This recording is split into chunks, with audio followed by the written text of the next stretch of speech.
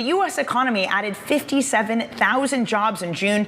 That missed expectations, even though the unemployment rate, it did come in to 4.2%. The expectation was 4.3%. Let's bring in White House National Economic Council Director Kevin Hassett. Director Hassett, thank you so much for joining us. I was just speaking with Rick Reeder of BlackRock, who you knew well, who at one point was interviewing. Friend, yes, at one point was interviewing for the same job you were over at the Fed. He basically described the jobs picture as thus: stable, but I would say broadly unimpressive. Would you agree? Unimpressive but stable? No, I would say that it's on an upward trajectory, that 3 of the last 4 months surprised on the upside, as you know. There were a little bit of downward revisions. This one came in a little bit below expectations, but if you lift up the hood, then the basic story that we think is animating the economy right now is that there's a construction boom. It's the biggest construction boom we've ever had, in part because in the Big Beautiful Bill, we allowed people to expense factory construction. The president talks about all the time about all the commitments to onshore U.S. activity, and that's showing up in construction employment, which was up a lot this month. But the factories have to be turned on before the jobs go back up into the 200,000 range. And so I actually have been a little surprised on the upside by the job market because it's been north of 100 quite a bit.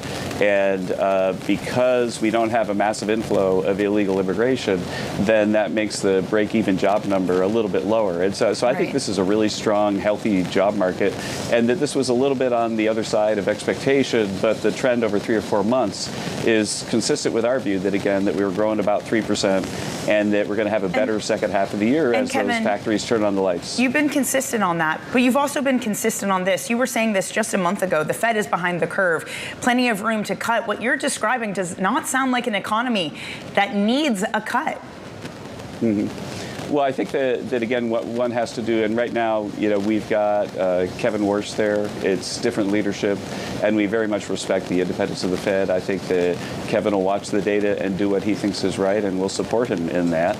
I think that as an abstract principle, you know, going back a month ago on the show or anywhere else I've been speaking, I've been highlighting the fact that the old-fashioned Phillips curve that says if you have growth, you have to raise rates doesn't apply in situations where there are big positive supply shocks. And so if there's a big positive supply shock, you know, like you have an economy with an apple tree, you plant another apple tree, now you got a lot more apples, the price of apples goes down. And with AI basically increasing productivity of firms all across the country, then that's increasing their output. We're seeing it in real GDP numbers, but not putting upward pressure on prices. Now, on the other hand, if you mailed checks to people, as Joe Biden did, then they all of a sudden, you know, open up their mailbox so they got a few $1,000s, then they go out and spend it, but the supply doesn't go up with it. That's where you get the inflation that we saw. Well, to be fair, I mean, the president also, I remember getting a check signed by President Trump as well, and we also had the one big beautiful bill, so both parties doing that. But Director Hassett, well taken on your point of Fed independence. I wonder why then you made these comments on Fox yesterday. You basically said that there are a majority of members over at the Fed who are voting not because they're patriotic, but rather because they want to get Trump. Director Hassett, that sounds like trying to sway the Fed or challenging their independence by you as such a big part of this administration with such a senior role, making a comment like that. We've said over and over that we think that the previous version of the Fed had made a bunch of moves that looked to us to be partisan, and a lot of the people who decided to cut rates right ahead of the last election, to raise rates the minute that Donald Trump was inaugurated, a lot of those people hang on, Director Hassett. I got to push back because they cut by 175 basis points from late 2024 through the 2025. That doesn't seem like something that's moving against Trump. That's allowing that's giving the White House effectively what it wants. They're moving towards normalcy, and I hope that they continue under the firm and solid leadership of Kevin Warsh. I hope that they now move into a direction where they're data dependent. I think that if you look back at their history, going all the way back to when President Trump was inaugurated, they weren't always data dependent, and I'm hoping that they re-achieve that status. That's what I was saying yesterday. Are there certain members of this Federal Reserve that you are in particular concerned about, Director Hassett? I think it's extremely unorthodox that Jay Powell hasn't dropped out. The former chair sitting there is a very unorthodox thing. It's the first time in history. And I'm concerned about what his motivations for that are, yes, of course. But in the end, this is a problem that Kevin Warsh is going to work out. He's now the chairman of the Fed, and we have enormous confidence. I was going to say, Director Hassett, just on that point, do you think that the White House needs to get more involved then? Do you think that there should be further investigations around Jay Powell? Should there be methods, much like with Lisa Cook, to see if changes can be made to this FOMC to, again, in your words, remove people who you are concerned that are moving more along the politics and the data?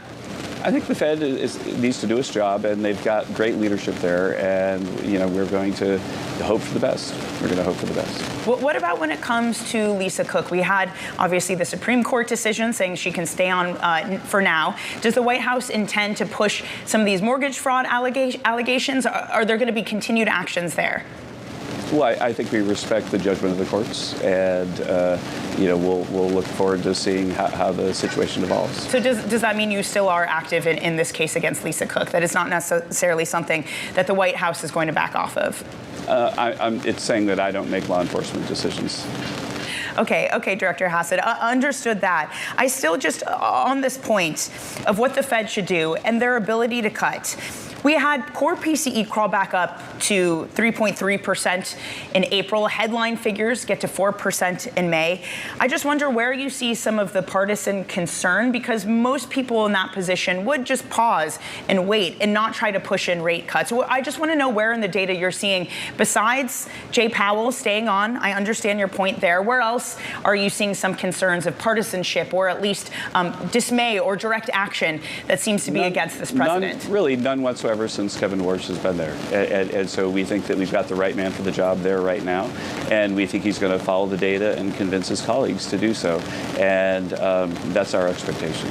What do you make then of Kevin Warsh's sort of approach to not give forward guidance? Do you think that this is welcome? And is the White House concerned at all about market volatility that might arise from that?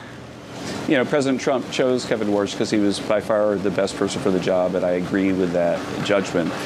If he thinks that the forward guidance isn't useful, and the argument for that would be that it hasn't actually been that accurate, and so people would say we're going to do this, and then they do that, then what use is the forward guidance? I've not done a full academic review of forward guidance and its ability to predict the future, but I know that Kevin Warsh is a person who believes that the forward guidance hasn't been that useful. But in the end, he's continuing it right now, and he'll decide whether he thinks it's a useful communication tool for the Fed or not. That's his judgment. Director Hassett, I asked you about one Supreme Court decision. I want to finish just on one other one, Trump v. Slaughter, in which the Supreme Court did say that this president administration has more room to let go various heads or various senior people of different independent regulatory bodies within the United States. Does this give you and the team more firepower? Is there anyone else you are concerned about at some of these agencies that you would like to see let go? The president has built an amazing team of people that I love working with every day.